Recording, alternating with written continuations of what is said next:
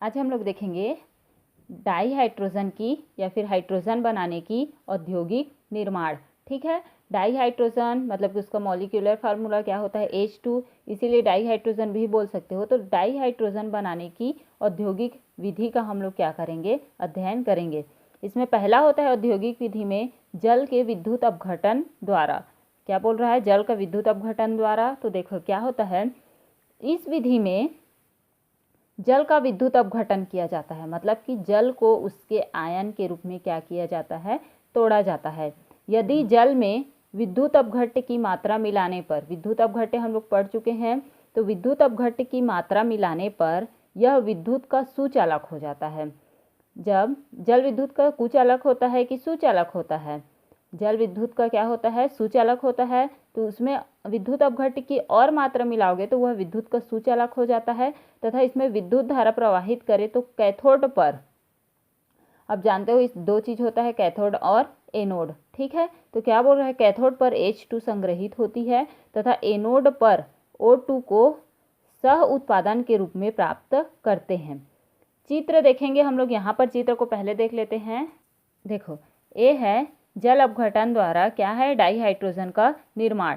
इसमें ए वाला जो इलेक्ट्रोड है वो एनोड है और ए वाला जो इलेक्ट्रोड है वो क्या है, कैथोड है। और इसमें इन दोनों के बीच में इन दोनों इलेक्ट्रोड को अलग करने के लिए एस्बेस्टॉस डायफ्राम को क्या किया जाता है, लगाया जाता है, जिसमें और इन दोनों इलेक्ट्रोडों को 20% मिला हुआ कास्टिक सोडा वाले विलयन में क्या किया जाता है, डुबाया जाता है। अब आप लोग जानते हो कैथोड पर किसका काम होता है, आपका अपचयन का, और एनोड पर होता है आपका ऑक्सीकरण का। ठीक है, तो यहाँ पर क्या होगा, इसमें पूरा वाटर भरा हुआ रहेगा, जिससे जब इसका जल का अपघटन कराओगे, यहाँ पर H2O है, वाटर है, वाटर का जब जल अपघटन कराओगे तो उसका जो हाइड्रोजन होगा H2 वह कैथोड पर क्या हो जाएगा, एकत्रित होगा, और ऑक्सीजन जो है एनोड की ओर जाना क्या करेगा, प्रारंभ करेगा। ठीक है, तो ये तो हो गया उसका डायग्राम औद्योगिक या फिर जल अपघटन द्वारा H2 निर्माण के लिए, जो किस पर जमता है, जा करके कैथोड पर। अब इसका सेल रिएक्शन देखते हैं कैथोड और एनोड पर कि किस प्रकार से होगा उसको।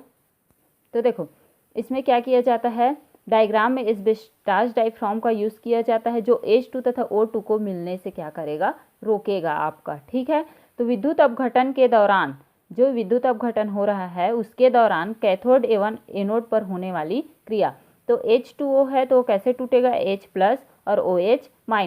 अब कैथोड पर देखते हैं, आप लोग जानते हो कैथोड पर किसकी अभिक्रिया होती है, अपचयन की अभिक्रिया होती है। तो H+ है, टूटा हुआ है, वह इलेक्ट्रॉन एक्सेप्ट करके क्या बनाएगा, H में बदलेगा। फिर वह हाइड्रोजन है, उसमें उपस्थित और हाइड्रोजन के साथ में अभिक्रिया करके H2 का क्या कर लेगा, निर्माण कर लेगा, जो जा करके कैथोड पर क्या हो जाएगा, एकत्रित हो जाएगा। उसके बाद एनोड पर देखते हैं, तो OH है, वह 4OH ले रहे हैं, तो वह 4 इलेक्ट्रॉन ग्रहण करेगा और क्या बनाएगा, 4OH बनाएगा।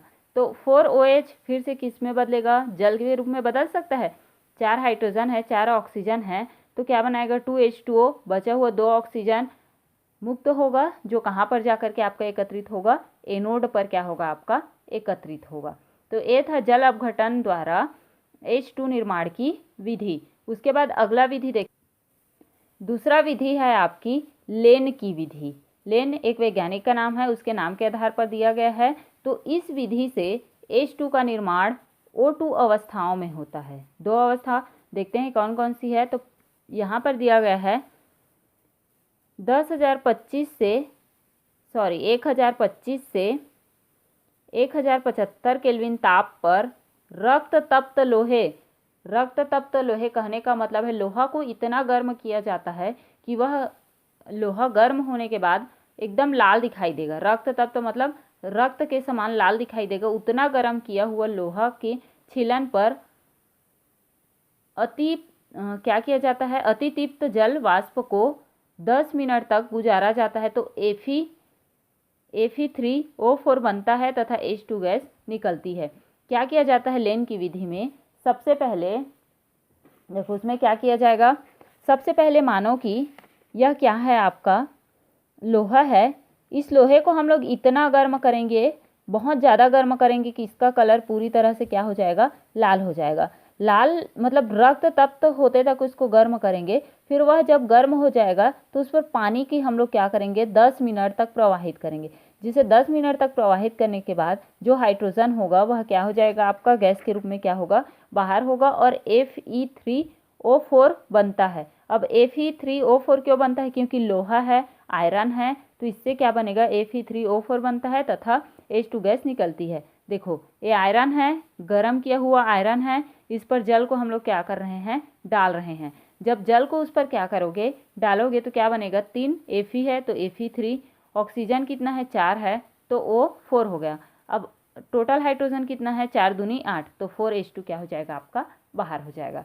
ये होता है आपके लेन की विधि। अब उसके बाद क्या होगा जो बना हुआ आपका Fe3O4 है में भाप अंगार, मतलब कि भाप अंगार कहने का मतलब है कार्बन डाइऑक्साइड को 20 मिनट तक प्रवाहित किया जाता है। सबसे पहले हम लोग आयरन लिए, आयरन को गर्म किए, लोहे को गर्म किए रक्त तप्त होते तक, फिर उसमें 10 मिनट तक जल को प्रवाहित किए जिससे Fe3O4 बना। अब बना हुआ जो Fe3O4 है उसमें कार्बन मोनोऑक्साइड गैस को 20 मिनट तक प्रवाहित करते हैं जिससे क्या हो जाएगा आपका फिर से आयरन अलग हो जाएगा और कार्बन डाइऑक्साइड बन करके क्या हो जाएगा बाहर हो जाएगा। ठीक है।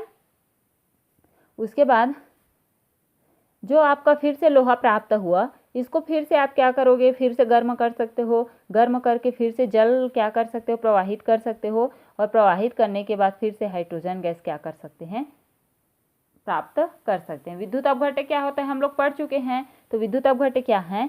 ये वे होते हैं जो किसी यौगिक को उनके आयनों में विभक्त करने का क्या करता है काम करता है। और यह दो प्रकार का होता है जान रहे हो, प्रबल विद्युत अपघट्य और दूसरा होता है आपका दुर्बल विद्युत अपघट्य। तो प्रबल विद्युत अपघट्य किसको बोलते हैं? ये वे विद्युत अपघट्य होते हैं। देखो ये वे होते हैं जो किसी यौगिक को पूर्ण रूप से आयनित कर देते हैं, मतलब कि पूरी तरह से उसके आयनों में क्या कर देगा विभक्त कर देगा। और दुर्बल विद्युत अपघट्य क्या होगा? ये वे होते हैं जिसके द्वारा कोई यौगिक पूर्ण रूप से आयनित नहीं होते हैं, जैसे कि एस्टर या फिर एसिटिक अम्ल। ठीक है, तो इतना हम लोग देखे औद्योगिक विधि द्वारा क्या करना डाइहाइड्रोजन का निर्माण करना।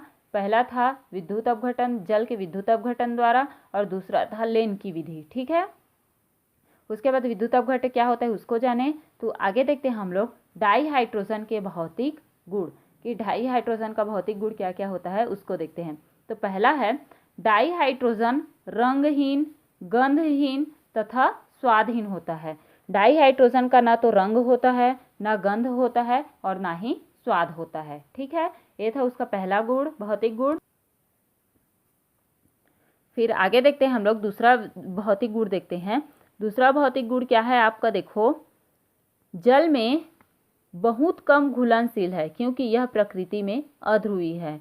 क्या बोलता है? डाइहाइड्रोजन मतलब कि H2 अध्रुवीय प्रकृति के होने के कारण जल में अघुलनशील होता है, मतलब कि जल में नहीं घुलता है। तीसरा देखते हैं यह सबसे हल्की होती है, यह बहुत ही कम वजन का होता है। इसका क्वथनांक जो है 20.39 के केल्विन तथा गलनांक 13.96 केल्विन होता है। ये उसका भौतिक गुण हुआ। अगला भौतिक गुण क्या है? हाइड्रोजन गैस ज्वलनशील होती है लेकिन जलने में सहायक नहीं होती है। ठीक है, इतना तो उसका भौतिक गुण हो गया। आगे देखते हैं डाइहाइड्रोजन के रासायनिक गुण कि डाइहाइड्रोजन का कौन कौन सा रासायनिक गुण है उसको देख लेते हैं। पहला दहनशील प्रकृति, दहनशील मतलब जलना, यह अत्यधिक ज्वलनशील होती है तथा वायु में O2 की उपस्थिति में यह नीले रंग के साथ जलती है जिससे जल का क्या होता है निर्माण होता है। जैसे कि हाइड्रोजन लिए ऑक्सीजन लिए, जब दोनों को आपस में जलाया जाता है तो नीले रंग का वाष्प निकलेगा जिससे किसका निर्माण होगा कह रहा है जल का। तो इसका पहला गुण है दहनशील प्रकृति, यह जलने में क्या होती है सहायक होती है। तीसरा कम क्रियाशीलता, हाइड्रोजन बहुत स्थायी होता है। जब हाइड्रोजन को अधिक ताप पर, जब ताप बहुत ज़्यादा होगा पर गर्म किया जाता है तो H परमाणु में क्या हो जाता है वियोजित हो जाता है। जैसे H2 है, इस H2 को हम लोग बहुत अत्यधिक ताप देंगे, गर्म करेंगे तो जो उसका मॉलिक्यूल है अणु है वह अलग अलग परमाणु में क्या हो जाएगा वियोजित हो जाता है। ये उसका दूसरा रासायनिक गुण था। अगला देखते हैं हम लोग। अगला है आपका अधातुओं के साथ क्रिया कि हाइड्रोजन जो है या फिर डाइहाइड्रोजन है वह अधातु, जैसे कि अधातु मतलब जानते हो ऑक्सीजन, गैस भी ले सकते हो अधातुओं के साथ क्रिया।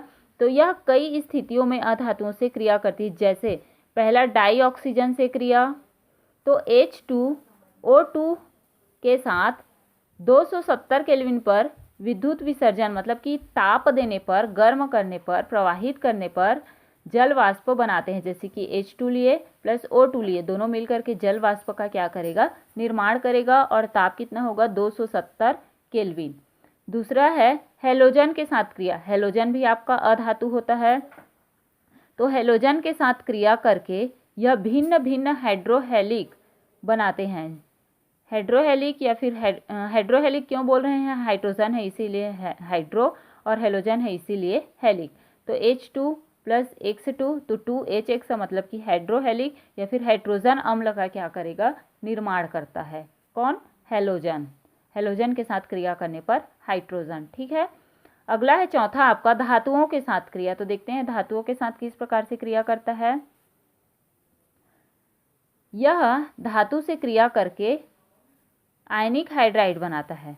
जैसे कि Na है और H2 है, यहाँ पर Na रहेगा, ठीक है। तो NaH का क्या किया, निर्माण, जो है आपका सोडियम हाइड्राइड। तो क्या बोलोगे, हाइड्रोजन जो है धातुओं के साथ क्रिया करके धातु के हाइड्राइड का क्या करता है, निर्माण करता है।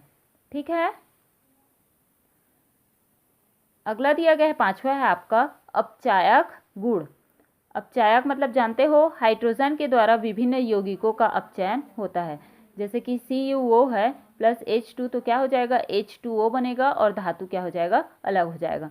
मतलब कि डाई हाइड्रोजन या फिर हाइड्रोजन में अपचायक का गुण क्या होता है, पाया जाता है। ठीक है, आगे देखते हैं डाई हाइड्रोजन का उपयोग। ये तो हो गए उसके भौतिक गुण, रासायनिक गुण के बारे में। अब आगे देखते हैं हम लोग डाई हाइड्रोजन का उपयोग। देखो डाई हाइड्रोजन का क्या क्या उपयोग है। पहला है अमोनिया के संश्लेषण में इसका मुख्य उपयोग है। अमोनिया निर्माण के लिए हेबर विधि में करते हैं किसका उपयोग, डाई हाइड्रोजन का। दूसरा H2 का उपयोग वनस्पति घी जानते हैं, जैसे जो डालडा बोलते हैं जानते हो, जो मिलता है आपका दुकान में मिल जाता है। तो H2 का उपयोग वनस्पति घी के निर्माण एवं तेल में के हाइड्रोजनीकरण मतलब कि हाइड्रोजन का योग करने के लिए किया जाता है। रॉकेट ईंधन में जिसमें हाइड्रोजन और ऑक्सीजन दोनों द्रव के रूप में निकलते हैं। अपचायक के रूप में, जैसे अभी किया अपचायक के रूप में। धात्विक हाइड्राइड के रूप में धातु बनाने के लिए। वेल्डिंग के काम में, अभी हाइड्रोजन जलने में सहायक होता है, इसीलिए वेल्डिंग के कामों में भी हाइड्रोजन का क्या किया जाता है, उपयोग किया जाता है। तो आज हम लोग इतना देखते हैं डाई हाइड्रोजन बनाने की औद्योगिक विधि, डाई हाइड्रोजन के रासायनिक गुण, भौतिक गुण, विद्युत अपघट्य और क्या होता है डाई हाइड्रोजन के उपयोग। कल हम लोग देखेंगे हाइड्राइड क्या होता है उसके बारे में। ठीक है।